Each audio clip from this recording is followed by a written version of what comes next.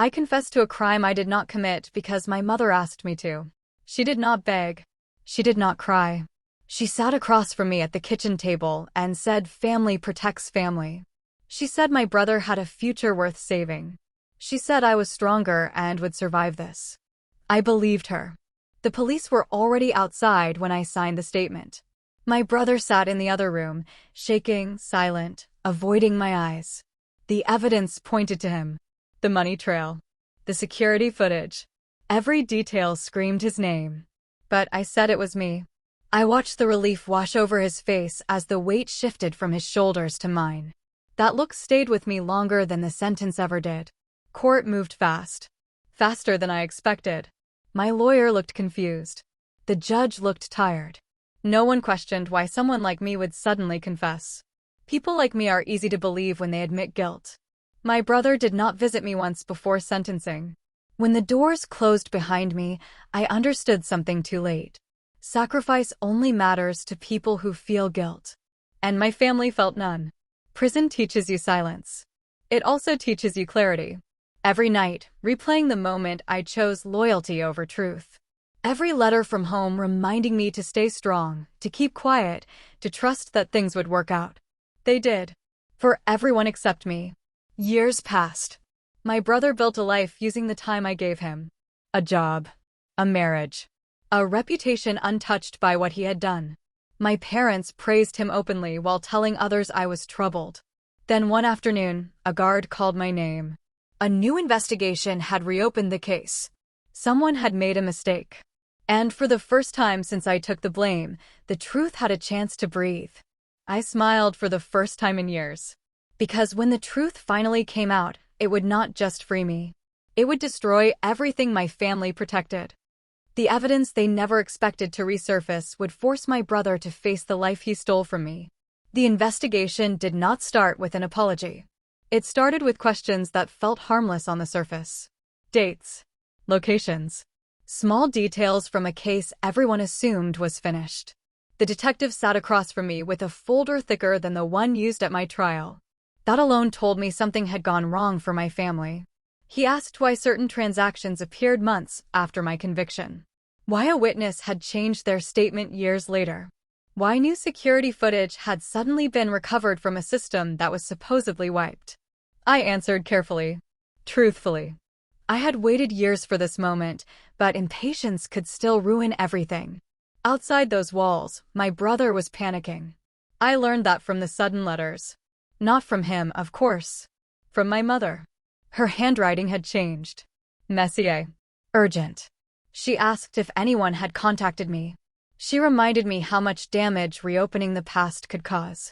She told me to remember what I had already sacrificed. That was when I realized they were afraid. The detective returned days later with something different in his eyes. Certainty. He told me my original confession no longer matched the financial trail. The money moved in ways I never could have accessed. Accounts tied to my brother were now impossible to ignore. I did not celebrate. I asked one question instead. What happens next? He said they would need a formal statement. A full one. Not a confession. The truth. Everything I knew and everything I had been pressured to hide. That night, I stared at the ceiling and thought about the cost. Not to me. I had already paid it. To them. To the family that let me rot quietly so their favorite son could walk free. I wrote the statement by hand. Every detail. Every conversation. Every look my brother gave me the day I took his place. I named names. I explained motives. I described how loyalty had been used as a weapon. When I handed it over, the detective did not thank me. He said this was going to change a lot of lives. I nodded. That was the point. When my brother learned the case was reopening, his reaction exposed a truth even the police had missed. The moment my brother found out the case was reopening, he stopped sleeping. I know this because my mother told me without realizing what she was admitting. Her calls grew frantic. Her words tripped over each other. She kept saying he was under too much stress, that his health was suffering, that reopening the case was cruel. Cruel. She never used that word when I was sentenced. The detective returned with updates that made the air feel heavier each time. My brother had hired a lawyer. Not a public one. An expensive one. Someone who specializes in problems that need to disappear quietly. That alone spoke louder than guilt ever could. Then something unexpected happened. A former coworker of my brother came forward. Someone who had been afraid years ago. Someone who had watched money move through accounts that did not belong to me. The fear that kept them silent had finally been replaced by anger. Evidence stacks differently when people stop protecting you. My family sensed the shift. They stopped writing encouragement and started writing instructions. They asked me to delay, to request more time, to say I was confused. They reminded me that my brother had children now, that destroying his life would hurt innocent people. They forgot I had lost years I could never replace. The prosecution requested a new hearing. This time, I was not the defendant. From inside those walls, I could feel my brother's world tightening. Friends stepping back. Business partners asking questions. The past catching up with him in slow, methodical steps. Then the detective showed me something that changed the shape of the case entirely. A recording. My brother's voice. Years old. Casual. Confident. Talking about how easy it was to convince me to take the fall. How family always knows who to sacrifice. That recording was never supposed to exist. Someone had kept it. And now it was mine. What I chose to do with that recording would determine whether my brother walked free again or lost everything. I did not rush to use the recording. Power is not in possessing the truth. It is in choosing when to release it. The prosecutor wanted everything immediately. The detective wanted to move fast before pressure started bending the process. I asked for time. Not to protect my brother. To protect the case. Rushed justice collapses. I needed this to hold. Outside, my brother was unraveling. My mother called daily now. Her voice shifted between anger and desperation. She said the family was being watched. That neighbors were asking questions. That my brother could lose his job if this continued. She still spoke like I was the problem. I listened. Then I asked her one question. Why did you choose him? She did not answer. That silence confirmed what I had always known. This was not about mistakes. It was about favoritism dressed up as loyalty. The hearing date was set. For the first time in years, I sat in a courtroom not as a ghost, but as a witness. My brother did not look at me. He stared straight ahead, jaw tight, hands clenched like he could hold the truth back by force. The prosecutor laid out the new evidence carefully. Financial trails. Witness statements.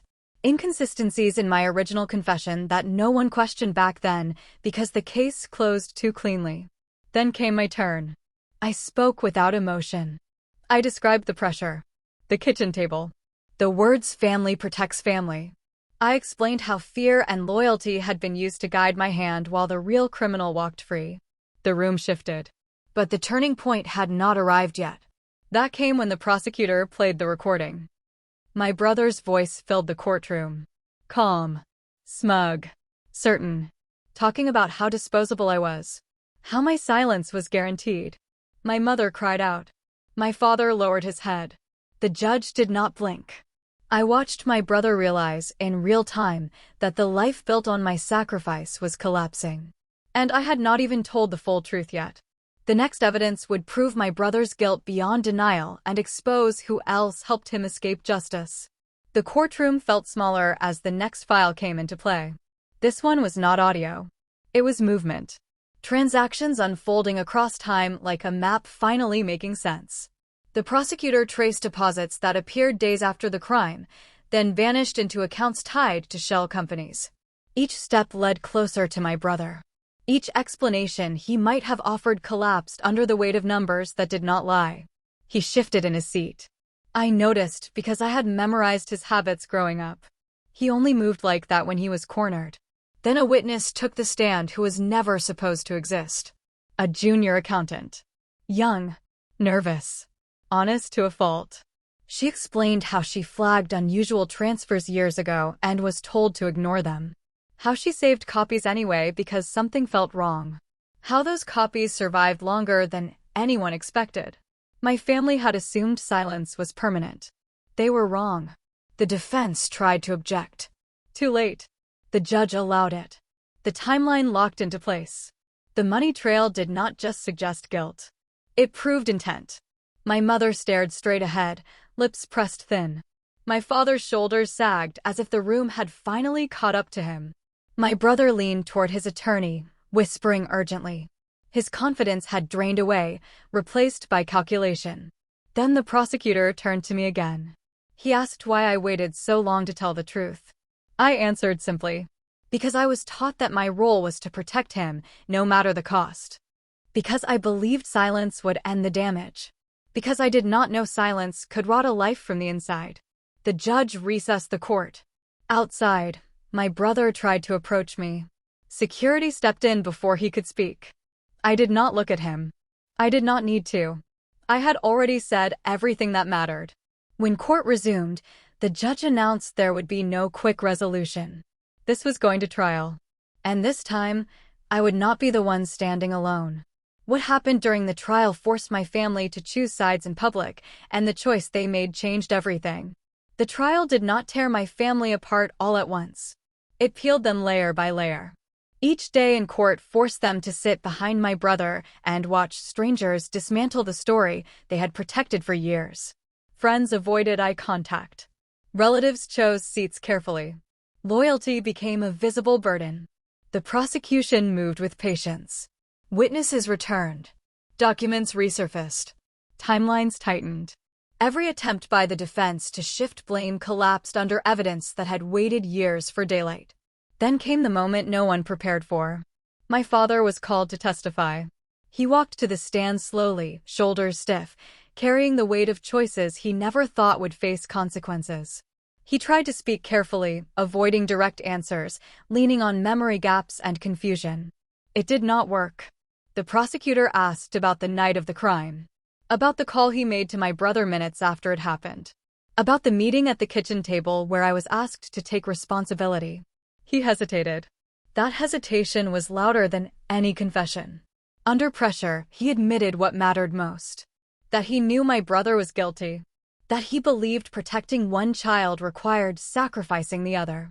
That he thought I would endure it quietly. The courtroom did not react loudly. It did something worse. It judged. My mother did not testify. She could not bring herself to face the questions. That absence spoke for her. My siblings stayed silent, eyes fixed forward, choosing survival over truth. My brother watched it all unravel, his defense shrinking with every word spoken against him. The life he built began to feel fragile, temporary, borrowed. When the prosecution rested, the defense had little left. They called no new witnesses. They offered no alternative story. They simply asked for mercy. And mercy is hard to find when truth arrives this late. The verdict was only the beginning. What happened after it destroyed the family beyond repair? The verdict came back faster than anyone expected. Guilty. The word landed without drama, without shouting, without collapse. Just a quiet finality that sucked the air out of the room. My brother's face froze, as if he was waiting for someone to correct the mistake. No one did. My mother broke down then. Not when I was taken away years ago. Not when my life stopped. Only now, when the consequences finally chose her favorite child. My father stared straight ahead, the weight of his testimony settling into something permanent. Sentencing was scheduled for a later date, but the damage was immediate. Outside the courthouse, reporters waited. Neighbors watched. Friends who once celebrated my brother's success suddenly remembered urgent reasons to leave town. His employer released a statement within hours. His accounts were frozen pending further investigation. The life built on my silence began collapsing faster than it was ever built. My family tried to regroup. They asked to meet, to talk, to heal. The language changed when power disappeared. They spoke about regret now, about how things went too far, about how no one meant for it to end like this. I listened from a distance. Because the truth is, it ended exactly how it was always going to end. Lies do not age well. They rot. And when they finally break, they take everything with them. Before sentencing, my brother sent a message through his attorney. He wanted to see me, to explain, to apologize, to ask for something he never gave me. I declined. Closure is not something you owe people who stole your life. The judge handed down the sentence weeks later. Years. Real time. No shortcuts. No family favors left to pull. As he was led away, my brother finally looked at me. I did not look back. What I did after the sentencing ensured I would never be defined by the crime I took the blame for. The day my brother was sentenced, I was officially cleared. Not just legally, but publicly. The court issued a full exoneration. My record was wiped clean. The confession that once defined me was now evidence of coercion, not guilt. My name, finally, belonged to me again. My family did not attend that hearing. They said it was too painful. I understood. Truth often is. I walked out of the courthouse alone, but lighter than I had been in years. Reporters asked questions. I answered only one. I said taking the blame did not make me loyal. It made me expendable. And I would never allow that again. Life did not magically repair itself. Years do not return just because a verdict changes. But something important shifted. Doors that were once closed opened slowly. Work opportunities. Housing. Respect. People saw me differently once the lie was officially dead. My parents tried to reach out months later. They spoke about reconciliation. About being a family again. I did not respond. Forgiveness is personal. Justice is final. I built a life that did not require silence. A future that did not depend on sacrifice. The past became something I survived, not something I carried. My brother will spend years thinking about the moment he let me take his place. About the family that chose convenience over fairness. About the truth that waited patiently for its turn. I will spend those same years free. Free from blame. Free from loyalty that demands destruction. Free from a family that mistook my strength for permission. The truth did not just set me free. It ended the cycle. And that was the only ending that mattered. If this story resonates you, hit the subscribe button and tell me in the comment section that where are you watching this story from? See you in the next one.